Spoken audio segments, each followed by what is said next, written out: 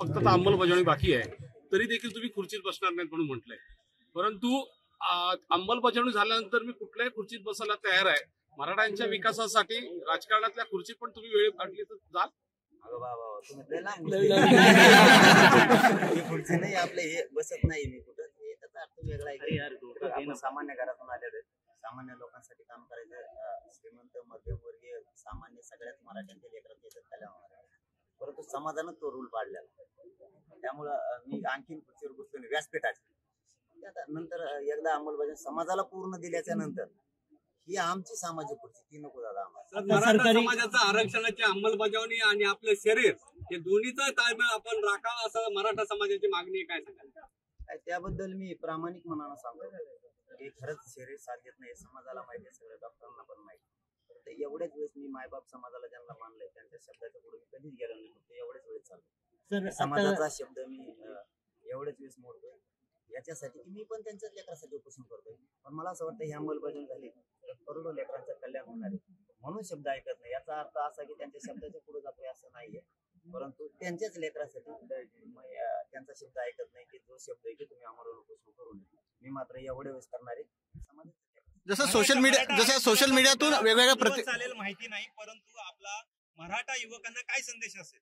काय मराठा आरक्षणाचा मुद्दा किती दिवस चालेल माहिती नाहीये, परंतु आपला मराठा युवकांना काय संदेश असेल?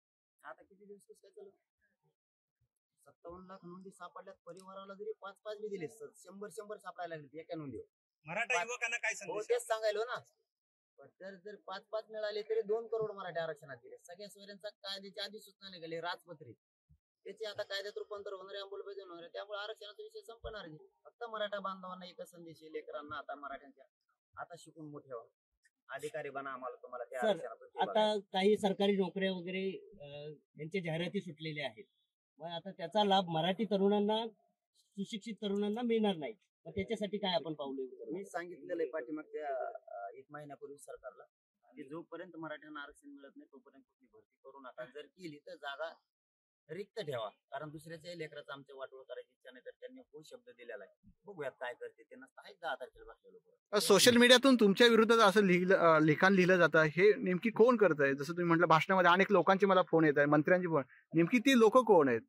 आणि मेले घेत होतो मनावर पहिल्यांदा, मला कळत नाही. मी ग्रामीण भागात आहे ना, मला मला परवा दिवशी हजारांनी फोन आले मराठी. ते म्हणजे असल्या तर काय त्यांना उद्योगच आहे म्हणे पहिल्यापासून, हे सोशल मीडियावर येणार आहेत का त्यांच्याकडे ध्यान देऊ नका. आम्ही करोडो लोक तुमच्या सोबत येतात, आम्ही यांना शोधले कोणाची येत काय. ते 4 दिवसात बसले जाय ना, आम्ही माझा लागतो भुजबळांची माणसं आहेत हे तर असणारच ना. त्यांचं तर पुढे म्हणतो आमचा विषय चाललाय. आमचे 30-40 जण आहेत, जास्त नाही. करोडो एकीकडे, 30-40 जण एकीकडे. ते बी आता म्हणायला लागलेत काय मिळालं नाही, कारण त्यांना काही सुपारी दिली असं. ते बी आता माझी त्यांना पण विनंती आहे, त्यांचाच बांधव म्हणून, तुम्ही समाज खूप वर्षानंतर एकत्र झाले, खूप कालावधीनंतर एकत्र झालेला आहे. उगाच विनाकारण गैरसमज पसरू नका. जरी काही कोणाकडून चुकलं असेल किंवा तुम्हाला कोणी विचारलं नसेल, तुमचा पेपर टीव्ही नावाला तर नका येऊ देऊ. परंतु समाजासाठी गैरसमज पसरू नका. एक ताकदीने आपण सगळेजण लढू. जरा डोक्यातून काढून टाका आणि समाज म्हणून एकत्र राहा. राजकारणातील प्रत्येक अचूक बातमीचे सर्वात आधी अपडेट्स मिळवण्यासाठी सरकारनामाच्या सर्व सोशल मीडिया प्लॅटफॉर्मला लाईक, फॉलो आणि सबस्क्राईब करा. तसंच सर्व नोटिफिकेशनसाठी बेल आयकॉन प्रेस करायला विसरू नका.